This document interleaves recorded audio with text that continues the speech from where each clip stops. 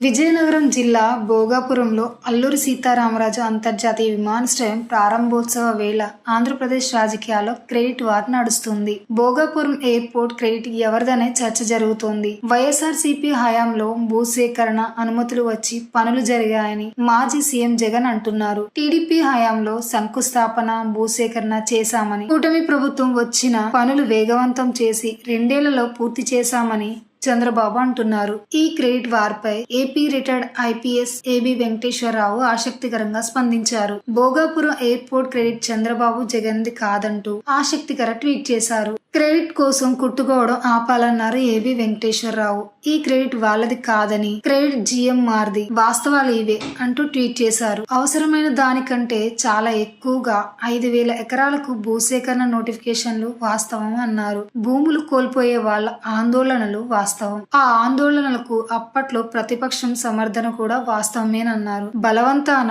అతి కష్టం మీద భూమి పరిమితిని దాదాపు 300 ఎకరాలకు కుదించారని, విమానాశ్రయం నిర్మాణానికి వేలం ద్వారా బిడ్లు ఆహ్వానించారన్నారు. ఎయిర్పోర్ట్ అథారిటీ ఆఫ్ ఇండియా బిడ్డు గెలుచుకోవడం కూడా వాస్తవమేనని, జిఎంఆర్ కోసం ఆ వేలాన్ని క్యాన్సిల్ చేయడం వాస్తవం అని బాంబు పేల్చారు. అయితే క్రెడిట్ ఎవరిది అనే చర్చను పక్కన పెడితే అటు వైఎస్ఆర్సీపీ ఇటు కూటమి ప్రభుత్వాలు ఈ ప్రాజెక్టులో కీలక పాత్ర పోషించాయి. 2016లో చంద్రబాబు ముఖ్యమంత్రిగా ఉన్న సమయంలో ఈ ఎయిర్పోర్ట్ కు బీజం పడింది. ప్రాజెక్ట్ ఆలోచన ప్రతిపాదనతో పాటు కేంద్రం అనుమతులు సాధించి చంద్రబాబు హయాంలోనే, అలాగే పనులను వేగవంతం చేసి ఎయిర్పోర్ట్ నిర్మాణాన్ని పూర్తి చేసింది కూడా కూటమి ప్రభుత్వం హయాంలోనే. అయితే జగన్ హయాంలో భూ వివాదాలు, కోర్టు కేసులను పరిష్కరించారు. జిఎంఆర్ తో ఒప్పందం చేసుకుని భూమిని అప్పగించారు. రన్వే నిర్మాణం, గ్రౌండ్ లెవెలింగ్ లాంటి పనులు వైసీపీ హయాంలోనే మొదలయ్యాయి. విజన్ పనులను వేగవంతంగా పూర్తి చేసిన విషయంలో క్రెడిట్ టీడీపీది కాగా,